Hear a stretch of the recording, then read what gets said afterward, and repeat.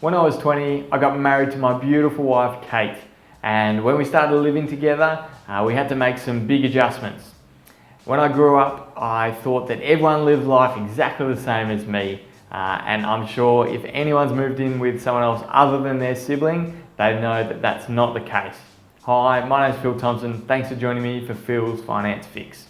Today I'm going to get a little bit personal and let you know that when Kate and I first moved in together, we had to work through some serious issues. And one of those issues was, Kate grew up thinking that every time you put a cup away in the cupboard, you have to put it away upside down. And this blew my mind. I'd lived my whole life thinking that when you put a cup away in the cupboard, you have to put it right side up. And we argued at length about this, toing and froing. Kate used to want to put it upside down, and I'd say that all the dust that settles in the cupboard, we're just putting it all over the rim. So every time you take a drink, you're getting the dust from the cupboard. And Kate would come back at me saying that if it's upright, all the dust would fall inside the cup. Now I'm sure you're thinking, we're almost a minute into this video, why are you still talking about a silly argument you had with your wife about a cup? And how does this relate to finance? Great question. The only reason Kate and I had this silly argument over a cup was because of a thing called status quo bias, and it's hugely important when it comes to money. Status quo bias is an emotional reaction to prefer to keep things the way they are, regardless of the benefits of making any changes. And as for our argument, it was clearly unnecessary to argue over how we store some cups. But the reason we did it is because we wanted to keep things the way that we've always done them. And we actually thought the alternative was wrong.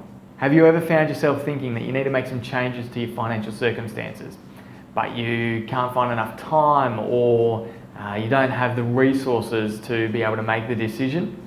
And a few years later, you haven't made any changes and your financial position is exactly the same. It's because we are hardwired to keep the status quo, and we want to keep things the same even if we know that making a change will give us a greater benefit. And we do this for two reasons. One reason why the status quo bias is so powerful is because we lack information. I don't mean that we're not smart enough or we can't get information off Google. I mean that we can't see into the future, which means that we don't have absolute certainty that the change we make today will give us a greater benefit in the future. And that is why we're reluctant to make changes. The other reason the status quo bias is so powerful is because it actually takes a lot of effort to make changes. Mentally, it's so much easier just to continue with the status quo, even if you know that if you do make changes to your behaviours or the way that you do things, then the benefit far outweighs the perceived risk. And it's not just about money. It's fitness, your eating, your relationships with friends and family, your business, your job. So let's not get trapped into the status quo bias in doing things just because you've always done them that way. And if this resonates with you, I encourage you to think about 3 things that you are currently doing just because you've always done them that way and you know you should probably make a change. Just like Kate did when we decided that we should put our cups this way up. Thanks again, and I'd love you to do me a massive favour.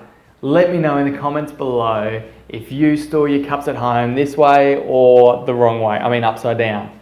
Thanks again, and I'll see you next week. I've always done them there. And or put it up upside down. Ooh.